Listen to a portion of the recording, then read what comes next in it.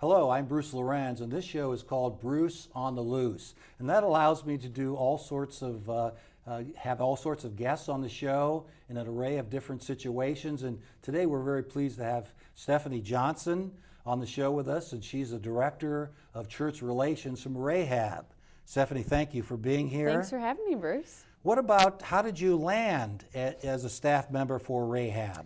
Yeah, well, I wasn't looking for it. That's the truth. I moved back in May 2018 to the area, and Suzanne Lewis Johnson, who is our new CEO of RAHAB, she took over from the FBI, and I'm actually married to her nephew, and the Lord put it on her heart that I would be good at building and maintaining relationships with churches, and that was a piece that was needed at RAHAB. Most of our partnerships are from churches, and so she knew that she wanted someone to do that piece, and God put my name on her heart, and so she just kept bugging me with some little conversations, and eventually just the Lord put the hook in my heart, and he just started reeling me in. And so it was a really neat process. I mean, it's a very long story, but really God just placed me there.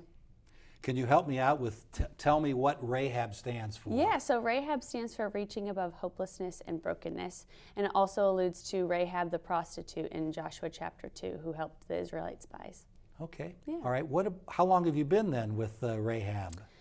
I have been there a little over a year and a couple of months, but I actually started as a volunteer because we didn't have money to pay my position. So I've been on staff, technically, paid staff, about a year and 3 months. And what have you learned during that 15 months plus? Yeah, it's about relationship, really. That broken relationship is what a lot of times get the women and children into this mess in the first place, and relationship is the intervention. That's what we say at RAHAB.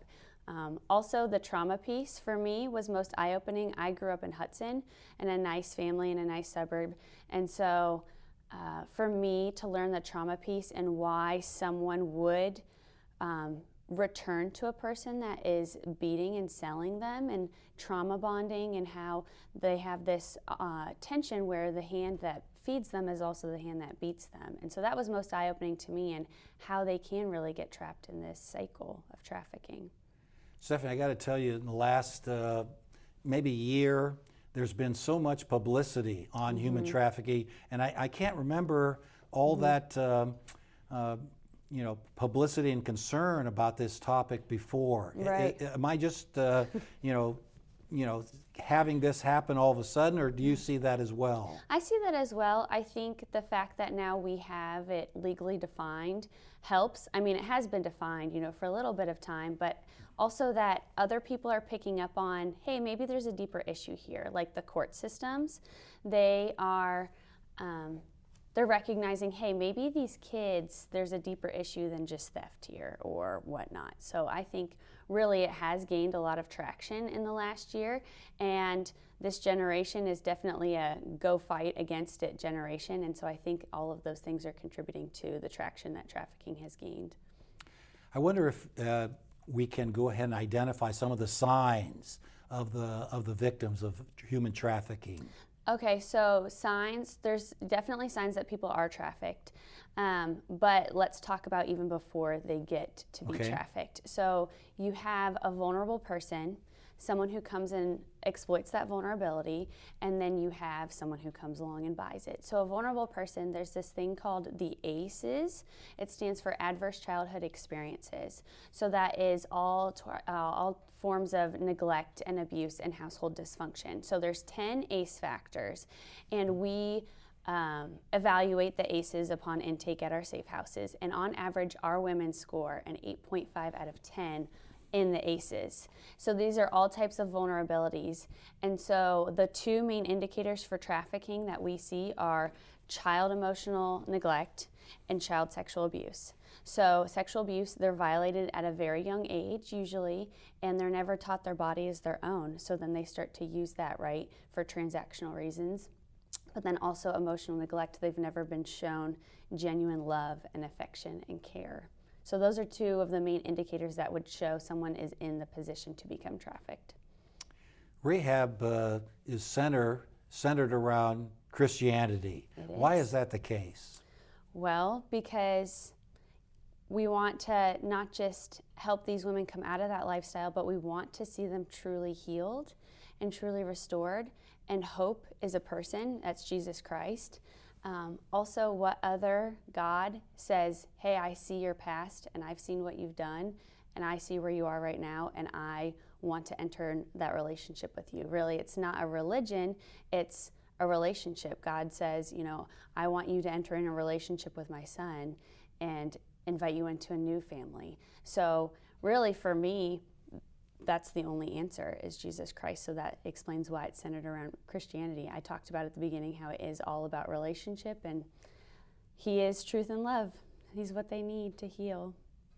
When you spoke at Trinity Church, I was left with the impression, a very positive impression, that prayer is very important in your ministry, and you pray for everyone. Yes. In the cycle. Could you explain that? So I just talked about how the formula involves the vulnerable person, the exploiter, and the demand.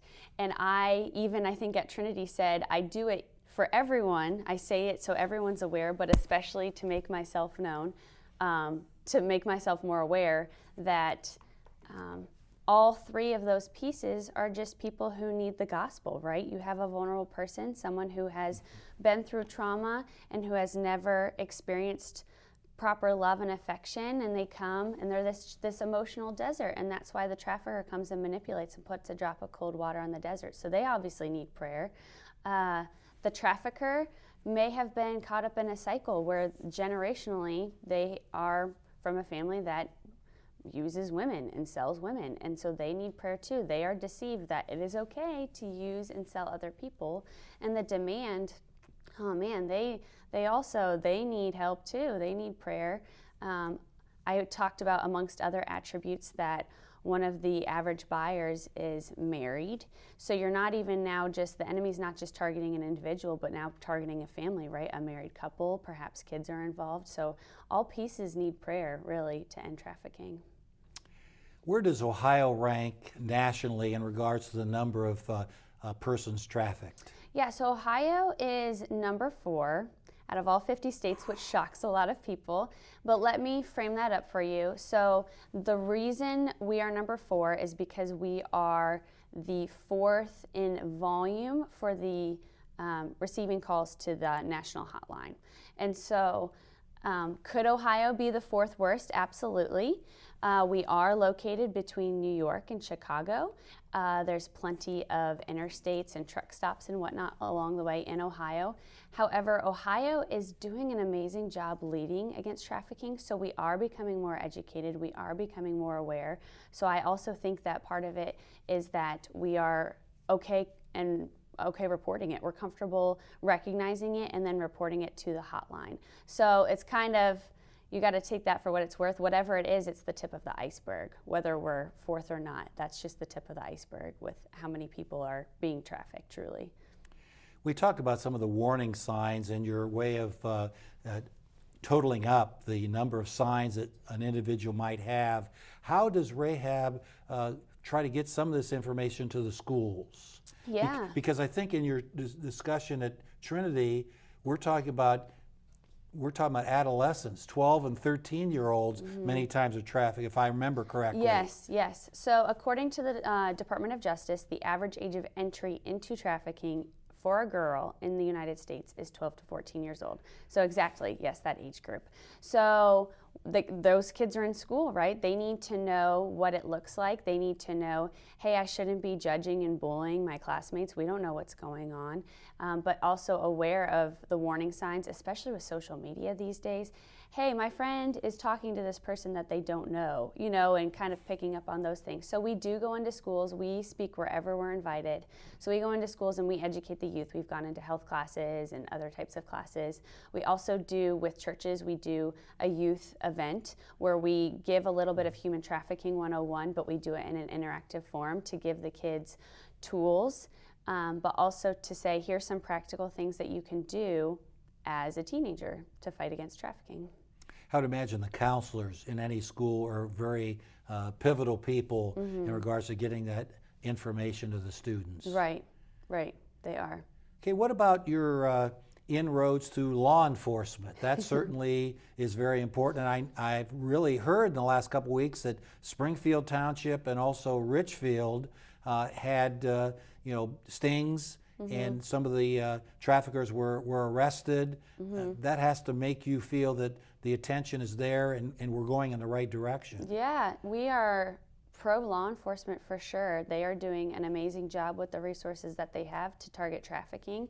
I mentioned when I was at Trinity that it really is a community effort. So law enforcement plays their part in going after people and for hopefully providing victims with a safe place to go, like RAHAB. So we partner very well with law enforcement. We've trained them before. We've gotten insight for our outreach teams on, hey, what streets should we walk? Which clubs should we go into? Kind of what landmines are there?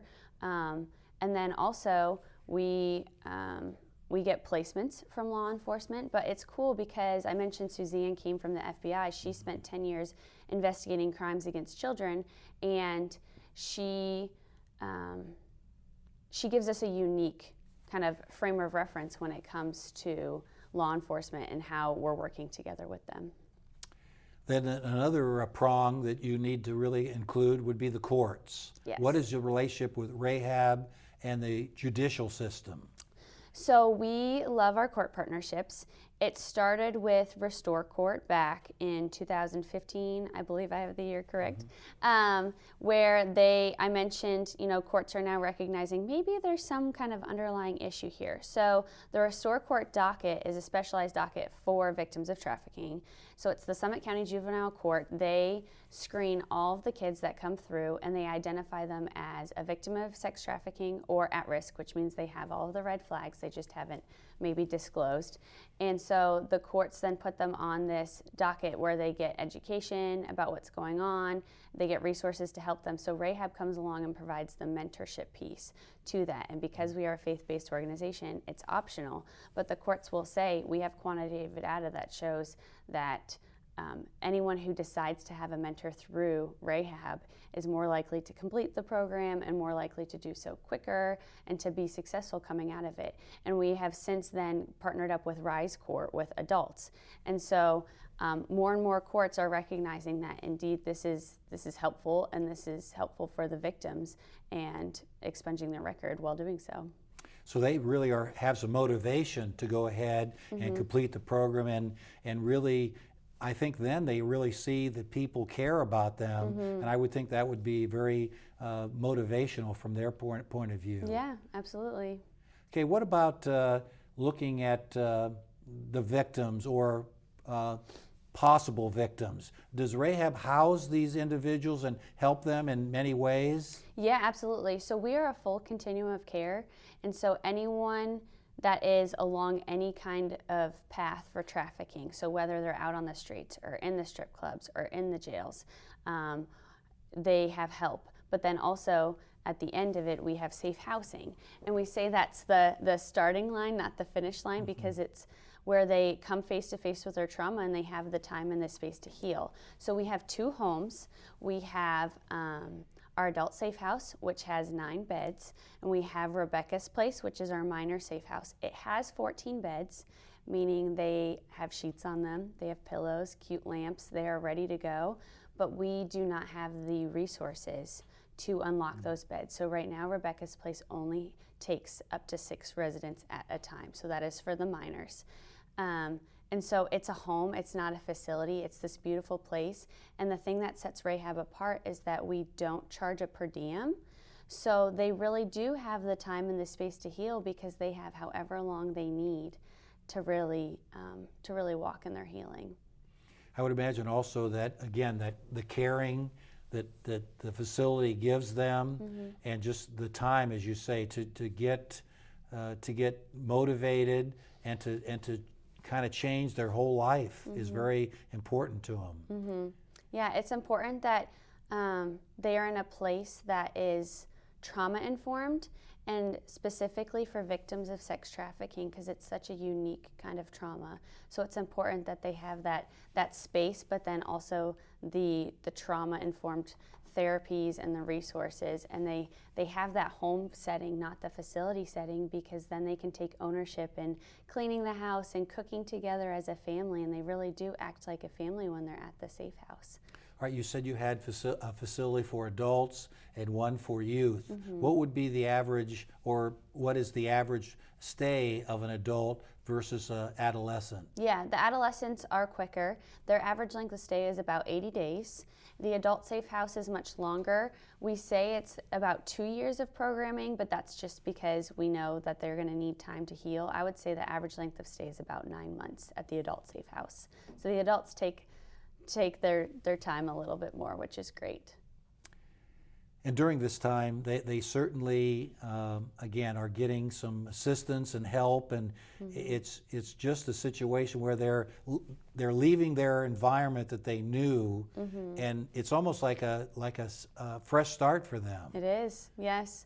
So, I mean, a lot of times they get to reconcile with family members that they've broken relationships with. They can start a new job. They can get education. But yes, it is a lot of times just a fresh start for them, which is what they need, right? It's what they need. Certainly. What about people in Wadsworth? Are there some things that you indicated at the adolescent facility, only 6 beds could be utilized, Yes. and you have, I think, 8 additional beds. So certainly finances would be Absolutely. very, very critical to RAHAB's success. Yeah, absolutely. So obviously we need the finances to keep doors open for our programming. I mentioned the safe houses. That is the most expensive piece, but all of the continuum that we see, we see the need all around the country for this, and so having the resources to be able to provide that and to keep the doors open and to unlock all of those additional beds. But also just, Bruce and I talked about, even just before this started, about people being educated, and I think this is the start, right, is being educated so that you can contribute to the conversation instead of adding to the confusion. And so you can always visit our website, rahab-ministries.org. We have a blog that's called Truth Matters, which is, the purpose of writing it is to set the record straight on trafficking. We have the RAHAB podcast, which you can also find on our website. So I would say being educated is the first step, but then contributing financially if you can, or volunteering if you feel called to. I think John has a picture of the brochure that you brought in, and I think that is really, again, gives attention to RAHAB and the ministries. And you really branch out and see a lot of different groups, not just churches, Right. but we were very happy to see you come at Trinity Church a couple weeks ago. But you really probably visit all sorts of churches and related religious facilities all over the area. Yeah, and even past religious facilities, right? We go to hospitals, we train law enforcement, the schools that we talked about. We will talk to anyone who wants to listen, because everyone benefits from educating, right? You have your eyes open. Now, not everyone's called to volunteer and to participate in that way, but everyone can be educated, everyone can pray, everyone can give. Of course, when you were at Trinity, you left with a gift from the church. From the Nitwits. The Nitwits, yes, the group. In fact, they were featured on the show a couple months ago for FISH, the organization that helps needy people here in Wadsworth. And they knitted mittens and hats and gloves, and they'll be happy that they were mentioned again on this show. But did those items get to the residents, and they probably really appreciated Yeah, them. and we even take those items to the drop-in center, which is our non-residential facility at our community-based programming. The women come from off the streets and from the correctional facilities, and especially this time of year, the women off the streets, those kinds of gifts are greatly appreciated. So thanks to the Nitwits with their fun name too. Great. For those items. Would you talk a little bit more about that? I wasn't aware, and I'm not sure if we mentioned it when you visited Trinity, about the facility where people drop in. Yeah, so the drop-in center is for the adult women. We have, through the courts, I mentioned the minor mentoring program. We also have a minor mentoring center for them. But the drop-in center, or some people call it the Rahab House or the Matthew Street House, is in a neighborhood in Akron that is rampant with drugs and prostitution. And that is literally a light in the neighborhood. These women come in and we hear all the time, it's just a place where I feel safe, I feel loved, I don't feel judged. So they come in, we have programming 5 days a week. They come in, like I said, from the streets or from the correctional facilities, and they are fed a family-style meal, a home-cooked meal, and we've had women who have cried because they've never eaten off of a real plate before in Akron, Ohio. And so they come in and they get their physical needs met, so they also receive hygiene products and they can shop in our gently used clothing.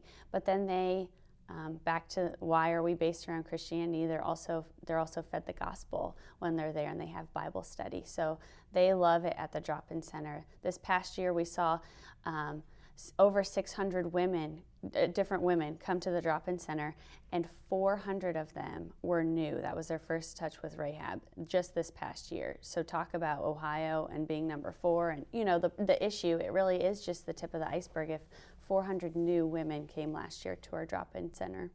I would imagine if they would keep coming back, week after week, Right. that would really be an impetus for them to go ahead and make some changes in their situation. And we have seen women return again and again, and a lot of times that relationship is then where we get women for our safe house. So we get them from law enforcement, stings that happen, or we get them from our relationship with them at the drop-in center.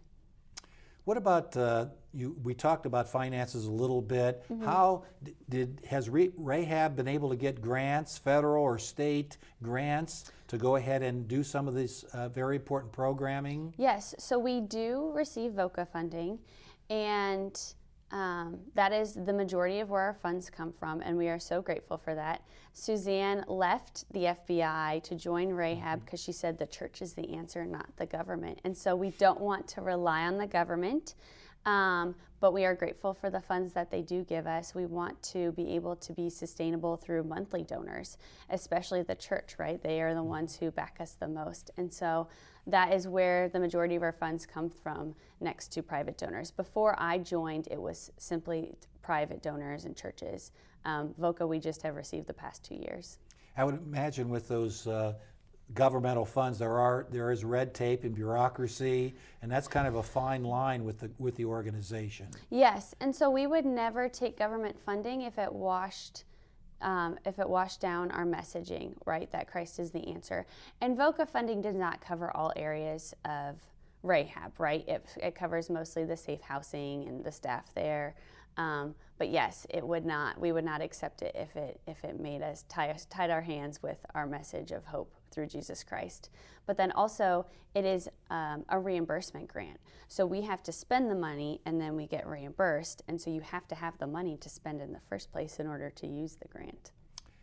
Stephanie, how many employees does Rahab involve, and what different walks of life have those people joined the group? Oh, geez, every walk of life, every walk of life, every type of person you could think of works at Rahab.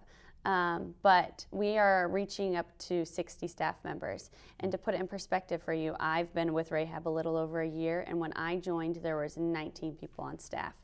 And so it was this booming growth with the opening of Rebecca's Place. But yeah, I think Rahab is just on the verge of replication and people seeing this need. And so, yes, we're close to 60 staff members. Wow, that's really interesting. And I would imagine, again, that they also spread the word, spread the gospel, spread the word about Rahab. And it really is really, as a rock is thrown in the lake, it really ripples and grows and grows. Yeah, absolutely.